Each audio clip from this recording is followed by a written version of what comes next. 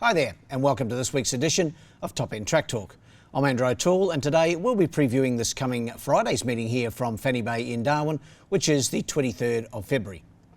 Having had a fortnight's break since last racing in the top end, it was a little disappointing to lose the 0 to 64,000 metres with only 4 acceptors, leaving just the 4 races.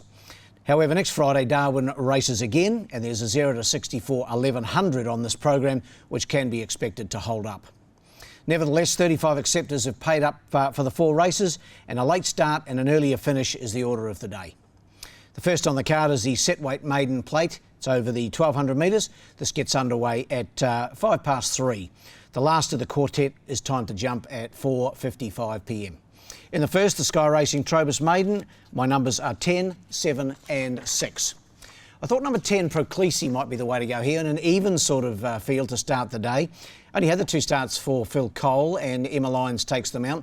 And those 2 starts in Darwin, 2 good third placings. So the horses only had the 8 career starts, 3 seconds and 3 thirds. So certainly knocking on the door, this 5-year-old mare by Scissor Kick. She's only lightly raced, having only had the 8 starts. Drawn the inside gate, she should get a really good run just behind the pace or right on the pace and be hard to get past. So I've got 10 on top. To beat number 7, Erroneous from the stable of Tom Logan. His wife Sonia takes them out. Drawn awkwardly here, drawn the outside gate, but a good run down the back from the 1200 metre barrier. And it was good first up, I thought, behind Witten. Finished third on that occasion, beaten just over 2 lengths. So I thought Erroneous had room for improvement. And in for third, number 6, Debating from the stable of Ella Clark. Jared Todd takes them out here, drawn about the middle of the line and barrier 6. Last start effort here behind the stablemate Gunshot Glitter was good. It's only beaten half a length on that occasion, and that was certainly the signs of a coming winner. So in the first, my numbers are 10, 7 and 6. The second's the Tarrantee Off the Track Handicap. This is the highest rated race of the day. This is the average benchmark. It's an average benchmark 73, and it's over the 1200 metres as well. A field of 7 to go around here, and Gary Clark well represented. He has 4 of the 7 here. My numbers are 5, 1 and 2. Going with one of Clarkie's on top, number 5, Bell's Banner. She's an 8-year-old now. She doesn't win out of turn. Hasn't won for some time, but she's racing well. Jared Todd takes them out here. She's drawn the outside gate, but I don't think that'll matter because she does get back in her races and hits the line with gusto. Her last 2 starts have been a 4th placing behind Noir de Rue and then a good second last time behind Bond's Pride, who's an up-and-comer. And I thought Bell's Pride had every chance here off the minimum of 55 kilograms. So 5 on top. To beat number 1, Cielo Doro, he just never goes a bad race. The top weight trained by Phil Cole. Emma Lyons in the saddle. Her 2 kilogram claim takes the horse's weight down to 59 kgs. His last couple of runs have been 2nd placings behind Noir de Rue and Sakaro, and he's certain to be very hard to beat. While in for third, a 2nd of the Clark-trained quartet, going here with number 2, Desert Dreamer. Adam Nichols aboard for Clarkie. He was 4th, first up the other day behind Sakaro. Wasn't beaten all that far, and I thought there was certainly some improvement to come in Desert Dreamer. So in the second, my numbers are 5, 1 and 2.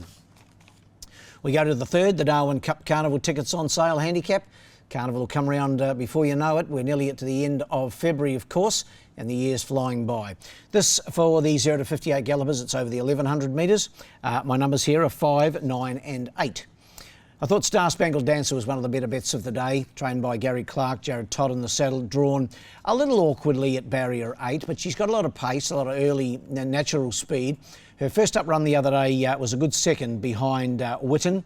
She was just caught the last bit. That was over 1200 metres. Back to the 1100, I think, will suit the mare.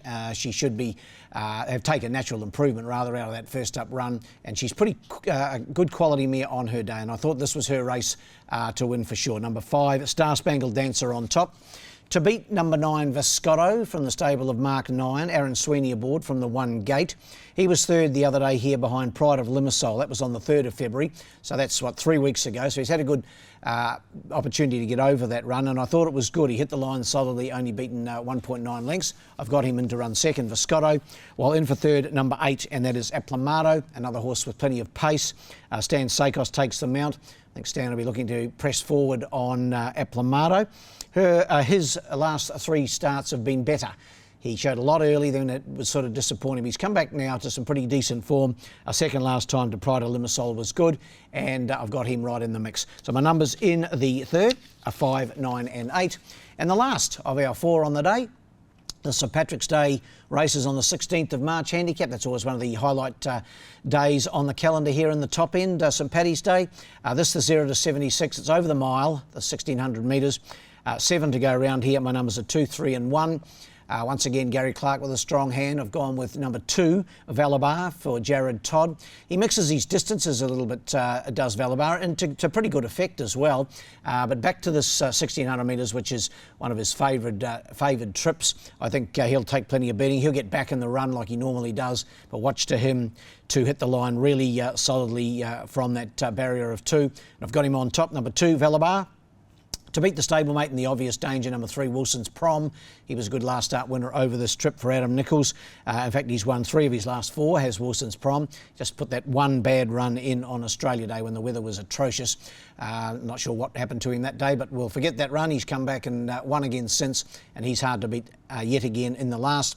And then for third, number 1, Volator, one of 2 in the event, trained by Angie Forster. Sonia Logan aboard. Has only had 3 Darwin starts, 4th first up, then a good winner here in January, the 13th of Jan, and then last time out 3rd behind Sakaro, hitting the line solidly. So in the last, my numbers are 2, 3 and 1. Best bet of the day, as we've already mentioned, race 3, number 5, Star Spangled Dancer.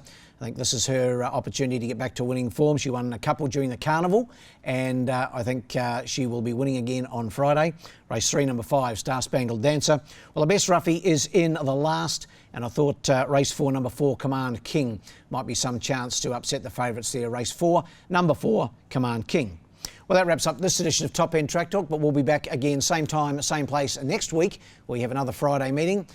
And that, of course, will be the 1st of March. And until then, good luck and good punting.